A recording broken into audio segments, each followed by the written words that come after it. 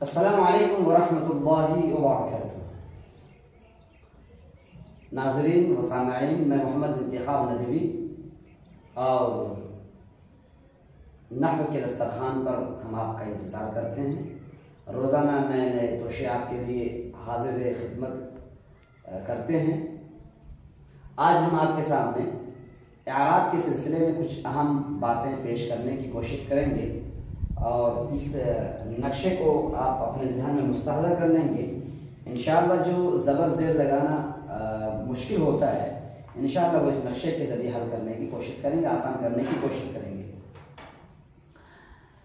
سب سے پہلے جو میں نے کل آپ کو یہ بات بتائی تھی کہ وہ اسماء جو مبنی ہوتے ہیں وہ 10 ہیں۔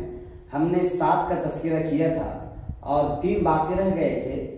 ان تینوں میں سے ایک جو 8ویں قسم ہے وہ حروف ہیں یا وہ اسماء ہیں جن کے اندر ظرفیت کا معنی پنہا ہوا کرتا ہے، جیسے لیلا نہارا، صباح مساء۔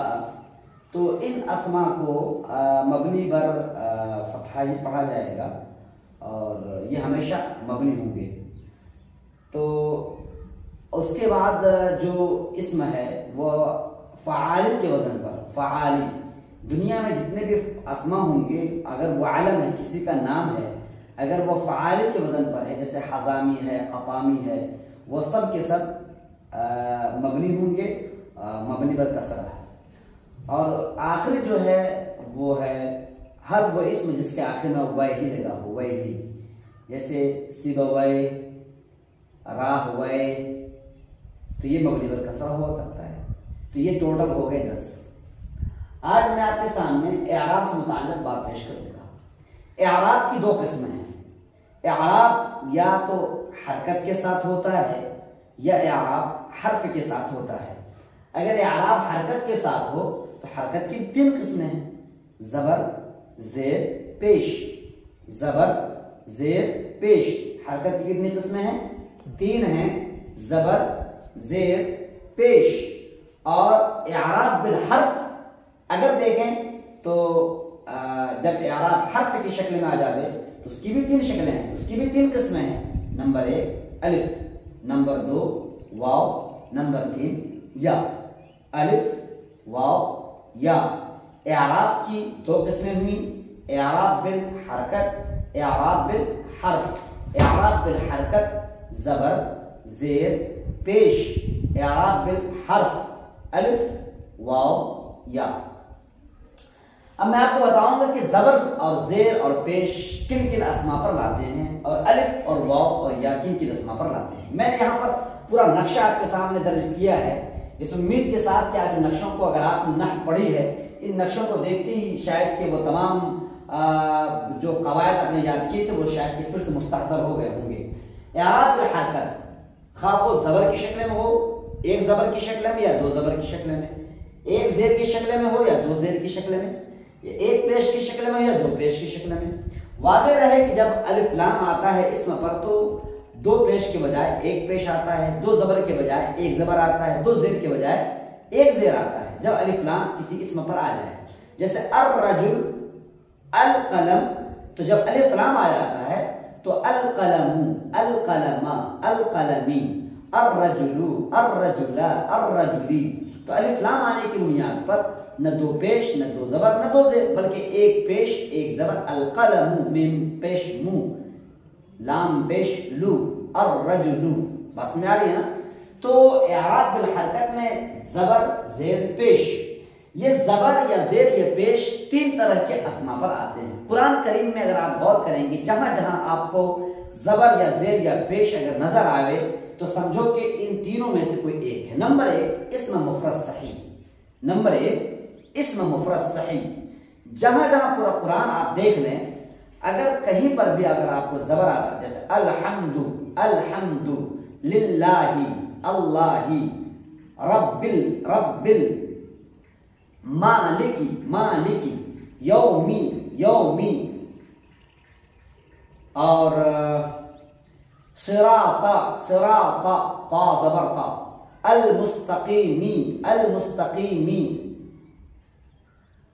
غیر मक़दूबी बाज़िर भी। तो आप देख रहे हैं कहीं ज़बर नजर आ रहा है, कहीं ज़ेर नजर आ रहा है। ये तो सूरतुल फातिहा मैंने आपको मिसाल के तौर पर दी है।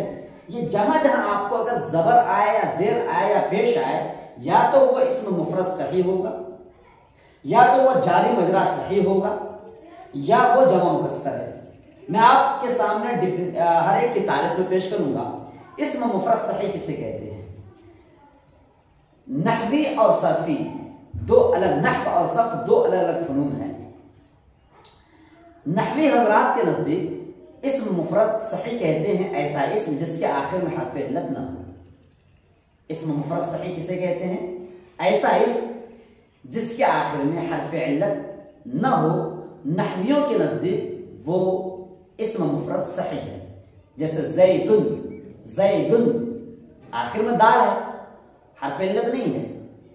कलमुन आखिर में मीम है, हर्फ इल्लत नहीं है। किताबुन, किताबुन आखिर में बा है, हर्फ इल्लत नहीं है। लिहाजा ये अस्मा जो हैं ये सब के सब इस्म मुफरद सही है। और सर्फियों के नजदीक इसके बरखिलाफ अलग तारीफ की जाती है कि जिस कलिमे के अंदर हर्फ इल्लत ना हो, जिस कलिमे के अंदर ना हो। नहवियों के नजदीक जिस कलिमे के आखिर में ना हो, और सर्फियों के नजदीक जिस कलिमे के अंदर ना हो। चुनांचे ज़ैदुन सर्फियों के नजदीक सही नहीं है, नहवियों के नजदीक सही है। क्यों? क्योंकि ज़ैदुन आखिर में दाल है, हर्फ इल्लत नहीं है। नहवी हजरात कहेंगे ये इस्म मुफरद सही है। ज़ैदुन सर्फी हजरात कहेंगे ये सही नहीं है, क्योंकि ज़ैदुन जा या दाल मिलकर एक कलिमा तैयार हुआ, यहां पर या नजर आ रही है, लिहाजा ये सही नहीं है। बस में आ रही ना? तो इस्म मुफरद सही किसे कहते हैं नहवियों के नजदीक? ऐसा इस्म जिसके आखिर में हर्फ इल्लत न आवे वो इस्म मुफरद सही है। मैंने आपके सामने जो मिसालें दी हैं, अलहम्दु, अलहम्दु दाल है, लिहाजा ये इस्म मुफरद सही है। रब्बी, रब्बी ये इस्म मुफरद सही है। अर्रहमानी इस्म मुफरद सही है, नून के ज़ेर इसलिए नजर आ रहा है। अर्रहीमी इस्म मुफरद सही है। मालिकी इस्म मुफरद सही। यौमी इस्म मुफरद सही। अद्दीनी इस्म मुफरद सही। पूरे कुरान में आप गौर करते चले जाएं, जहां कहीं भी आपको जबर या जेर या पेश नजर आवे, अगर आखिर में हर्फ इल्लत नहीं है तो समझो कि वो इस्म मुफरद सही है। एक चीज है जारी मजरा सही, जिसका इस्तेमाल बहुत कम होता है। जारी मजरा सही कहा जाता है हर वो इस्म जिसके आखिर में हर्फ इल्लत तो आए लेकिन उससे माक़बल साकिन आवे। जैसे हदयुन, हदयुन आखिर में या है, उससे पहले दाल पर साकिन है। ज़ब्युन आखिर में या है, उससे पहले बा पर साकिन है। दलवुन ये सब मिसालें आपने पढ़ी किताबुन नहव में। दलवुन आखिर में वाव है, उससे पहले साकिन है। तो यह है जारी मजरा सही। जारी मजरा सही को जारी मजरा सही इसलिए कहते हैं, जारी जो जारी होता है, जारी चलने वाला, मजरा रास्ता जिस पर चला जाए, सही सही का रास्ता। यानी वो इस्म जिसके आखिर में हर्फ इल्लत तो हो, माक़बल साकिन हो, ये चलता है इआराब के मैदान में इस्म मुफरद सही के रास्ते में। इस्म मुफरद सही का इआराब जारी मजरा सही को दिया जाता है, इसी बुनियाद पर उसका नाम जारी मजरा सही है। मजरा ये ज़र्फ है, सही सही सही के रास्ते पर चलने वाला जो इस्म है इआराब के मैदान में, वह है जारी मजरा सही, वह है दलवुन और ज़ब्युन, जिसके आखिर में हर्फ इल्लत हो और माक़बल साकिन। और एक है जमा मुकस्सर। जमा मुकस्सर कहते हैं ऐसी जमा या ऐसा वाहिद या ऐसी जमा जिसके वाहिद का वजन सलामत न रहे, खा वो इआराब के एतबार से बदल जाए, खा बीच में कोई हर्फ दाखिल हो जाए, शुरू में कोई हर्फ दाखिल हो जाए, यानी वाहिद समझ रहे हैं ना?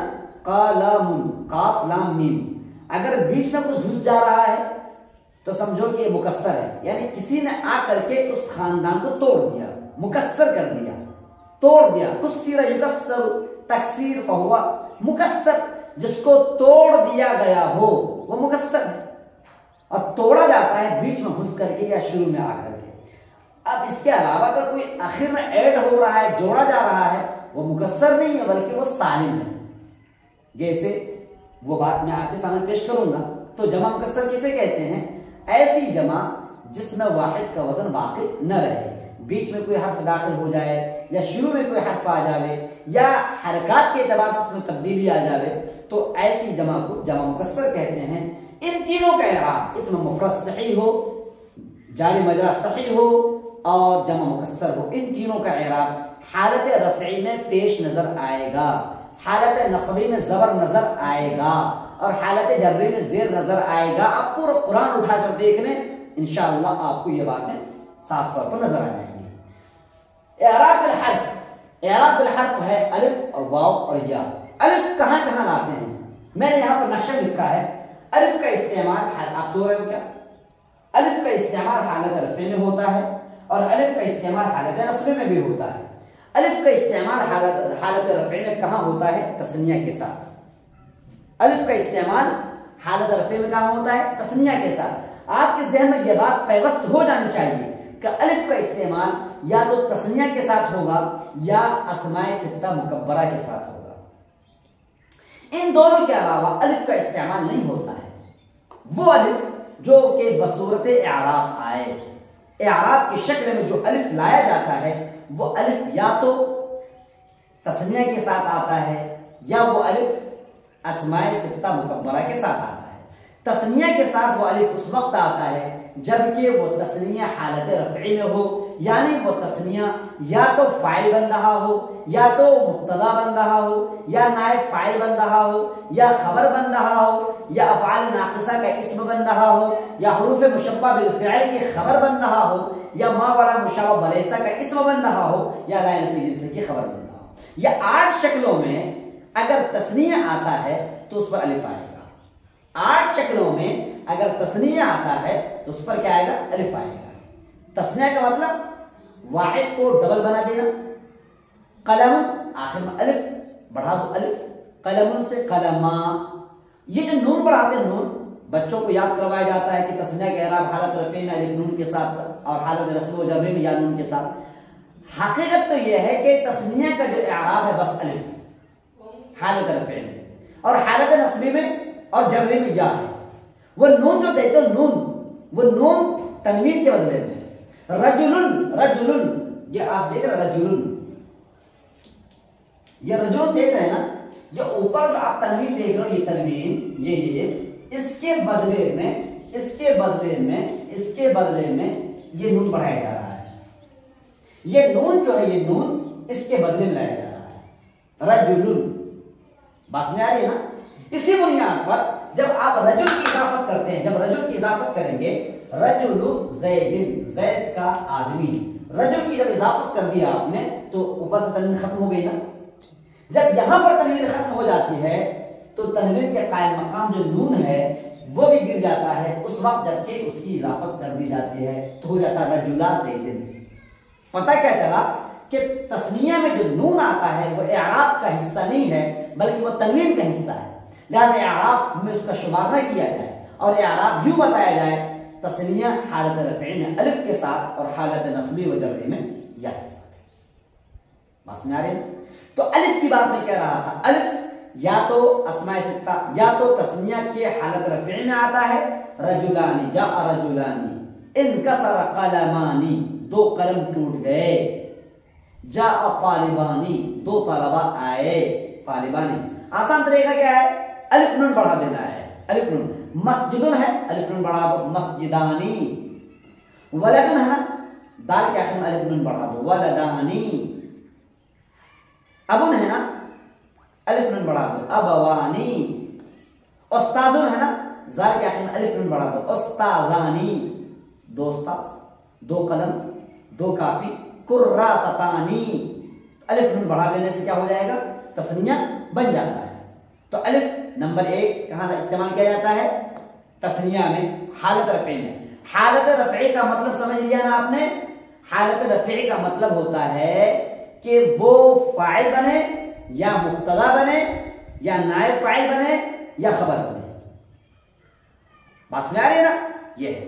اچھا، اور اسی الف کا استعمال حالت نصبی میں ہوتا ہے ایک جگہ اور، وہ کہاں ہوتا ہے؟ اسماء ستہ مکبرہ ہے نا. تو الف کا استعمال دو جگہ ہوا، نمبر ایک تثنیہ کے ساتھ جبکہ حالت رفع میں آئے، اور الف کا استعمال ایک جگہ اور ہوتا ہے، وہ کہاں ہوتا ہے بتائیں؟ اسماء ستہ مکبرہ میں جبکہ حالت نصبی میں آئے.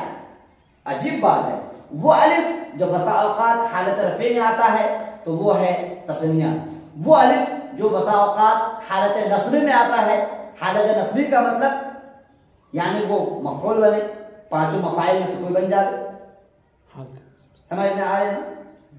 تو مفعول کی شکل میں حالت نصبی میں آتا ہے. لیکن یاد رہے کہ وہ الف جو کہ تثنیہ میں آتا ہے وہ حالت رفع میں آئے گا، اور وہ الف جو حالت نصبی میں آتا ہے وہ کہاں آتا ہے؟ اسماء ستہ مکبرہ. اسماء ستہ مکبرہ 6 ہوتے ہیں، ابن، اخن، حمن، فمن، ذو، ہن. ہن بعض لوگوں نے ہن کا شمار نہیں کیا ہے، ہن کے معنی شرمگاہ کہتے ہیں. بہرکیف تو الف کا استعمال کہاں ہوا؟